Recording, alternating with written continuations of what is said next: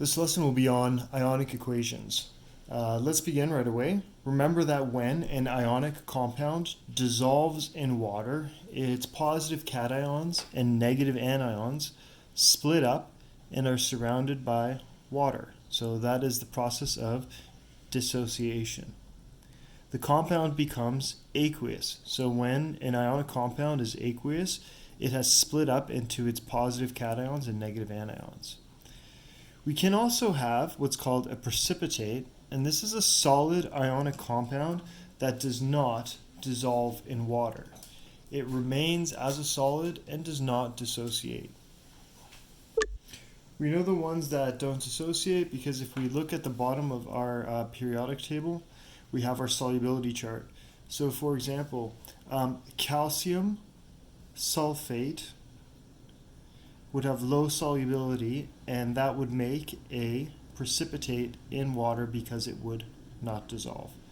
However, many of these other compounds, anything that says soluble here, all those types of ionic compounds, they're going to dissociate completely in water. So, given the following aqueous compounds, write ionic dissociation equations. So this is what we've seen before. Potassium iodide is made up of potassium ions and iodide ions, and when it dissolves in water, the potassium ions split off and they're surrounded by a water shell. So we write potassium ions, and iodide ions split off as well and they're surrounded by a water shell. Next we have lead to nitrate aqueous. And so what ends up happening there is we have lead cations, and they're 2 positive. I know it's 2 positive because nitrate is negative, and there's 2 nitrates, so lead has to be 2 positive. And 2 nitrates come off, so I write 2 nitrates aqueous. So these are dissociation equations for substances that are highly soluble in water. Let's look at now what is called total ionic equations. So consider the following double displacement reaction. 2 potassium iodide plus lead 2 nitrate, goes to form 2 potassium nitrates and lead 2 iodide solid.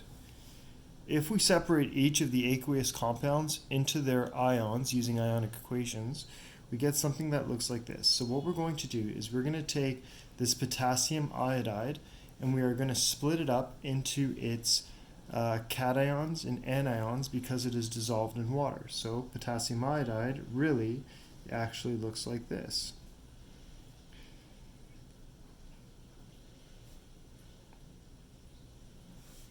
Okay. Same thing with lead nitrate. It's dissolved in water, so that means that it has to be Pb, 2 positive, aqueous, and 2 nitrates, aqueous. On the other side of the arrow, we have potassium nitrate. So we have a potassium ion and a nitrate ion split up, both aqueous, so they're surrounded by water.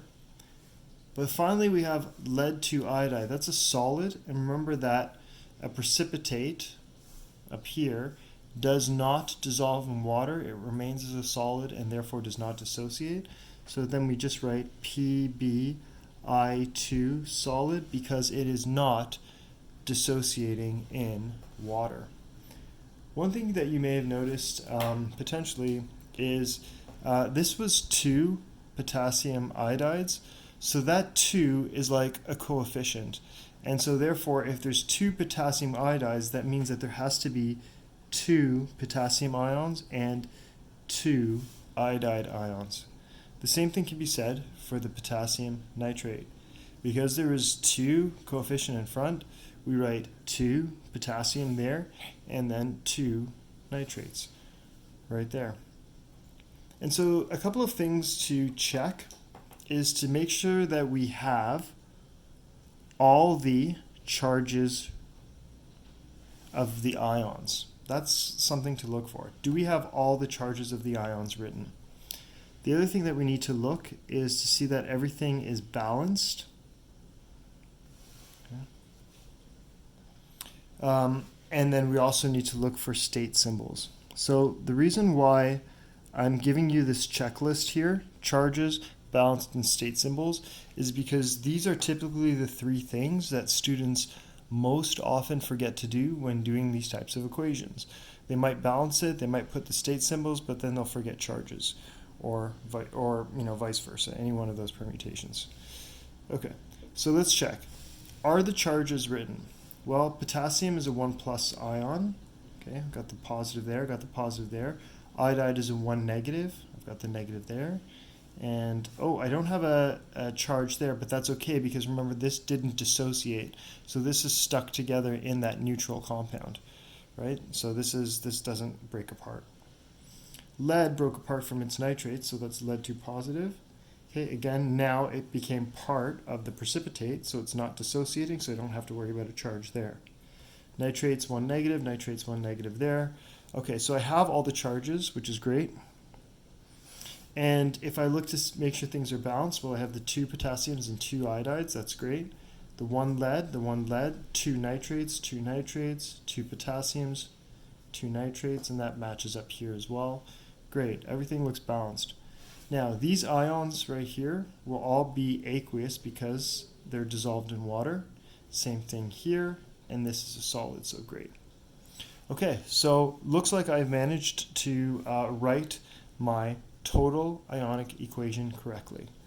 So this is called the total ionic equation. That's what this is. This is the total ionic equation. Notice how the solid compound does not break up into its separate ions. It's solute-solute bonds, it's ionic bonds. So the bonds between the lead and the iodide are too strong to be broken by water. So even though this water may surround this precipitate, the water's bonds cannot break this crystal lattice apart, so it stays stuck together as a crystal lattice, and that's why it stays as a solid. Just like it just sinks to the bottom, and hence the name precipitate, right? Because it looks like it's, falling, much in the same way rain falls or snow falls. This solid compound will fall to the bottom of the vessel and sit at the bottom of the vessel. Okay, so next we're going to do is we're going to check the above equation. Are there ions that appear on both sides of the equations? So are there ions that are present in this equation on one side and the other side as well? So which ions here are present here and then present again on this side? I'll give you a second to take a look. Okay, so you may have noticed that the following ions were the same on both sides. So I'm just going to circle them in green for you. This potassium ions were present on both sides, and nitrate ions were present on both sides as well. Now, the lead ions and the iodide ions, they're here on the left side, but then they disappear here because they are no longer separated ions. They are in the crystal lattice of lead iodide. So they are in the solid crystal lattice. So these are not what we call spectator ions. These are ions that are involved in a reaction because the lead will bond with the iodide, they will stick together, and they'll make the solid. These ions, the potassium and the nitrate, they just continue to float around in solution, right? There is no reaction involving these ions.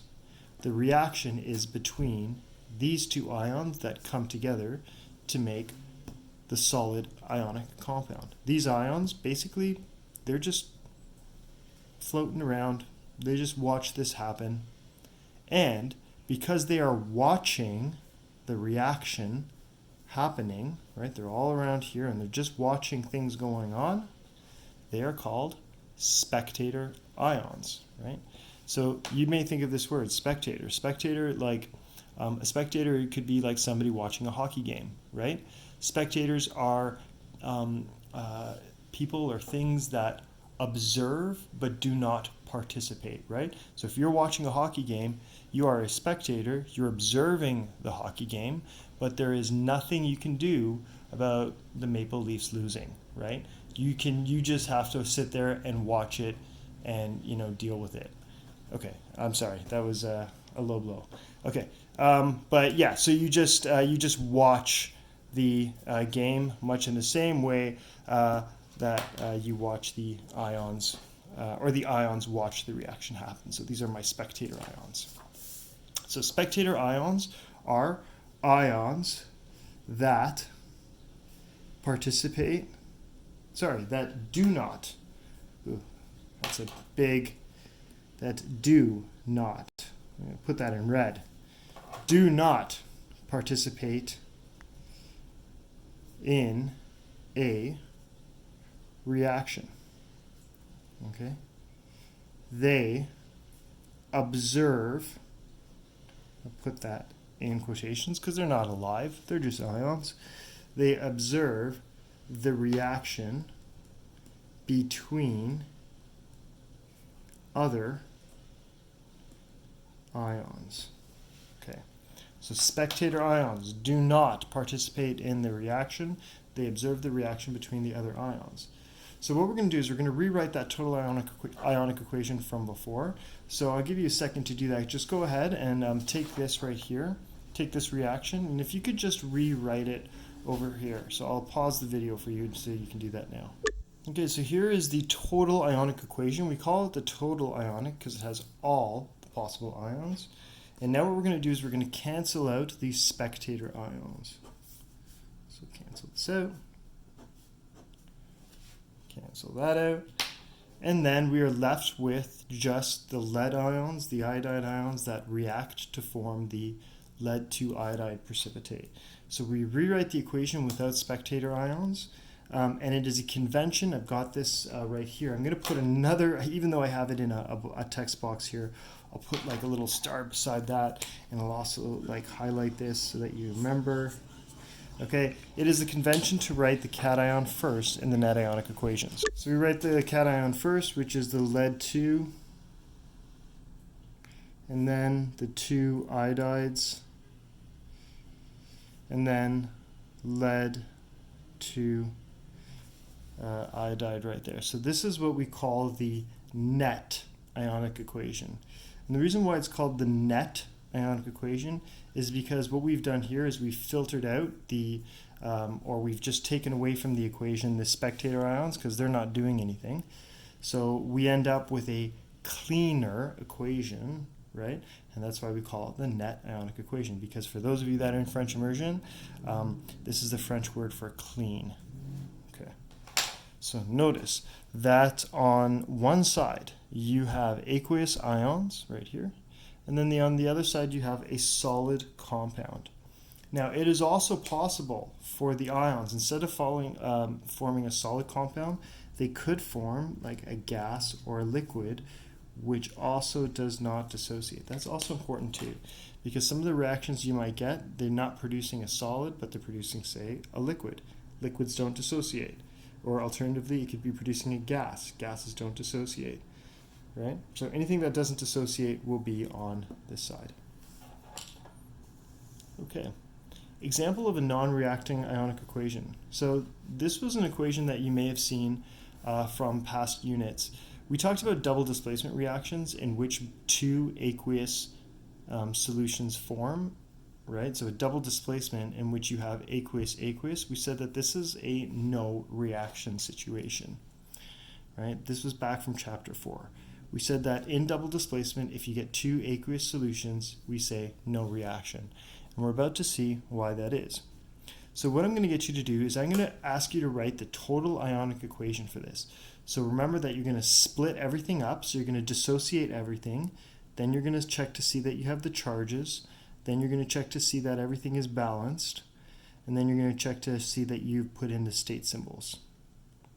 Okay. So all I want you to do right now, I'm going to press pause in a second, is I want you to fill out the total ionic equation. So I'll start you off. So that's Na2CO3. So that means 2 sodium ions and a carbonate ion. Okay, go ahead. Try the rest on your own, okay?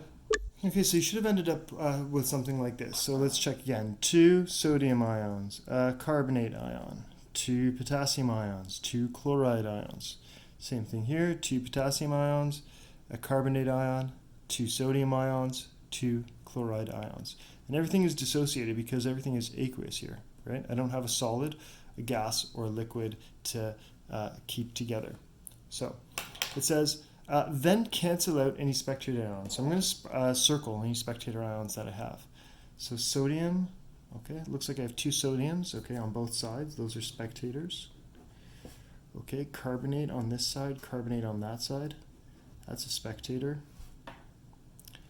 Potassium on this side, potassium on this side. Okay, that's a spectator. Chloride here, chloride there. That's a spectator as well. So the entire thing is made up of spectator ions. And remember that spectator ions do not participate in a reaction. They observe the reaction between other ions. Well, there is no reaction between other ions. Nothing is forming a solid, a liquid, or a gas. So we cancel these all out. And we are left with, conclusion is no reaction. We basically have a solution of spectator ions, right? So we just have basically a vessel filled with potassium ions, carbonate ions, sodium ions, and chloride ions. And they're not reacting. They're just floating around, surrounded by water, bumping into each other, but no reaction. So that leads us to this question. What is happening at the molecular level when both the reactants and products are aqueous? Okay, so what you would just have is you would have dissociated ions surrounded by water, just flowing through the solution, but not reacting with anything. Okay, so you have dissociated ions surrounded by water, flowing through the solution but not reacting with anything.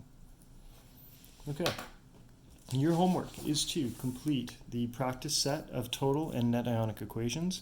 As you can see here, basically you start with a sample question, right? So I give you this question right here. Tell you 2 things that are reacting. Then you have to write the balanced chemical equation. So you write the balanced chemical equation. It's also called the non-ionic equation. So balanced non-ionic or chemical equation, right? And then I want you to write the total ionic equation.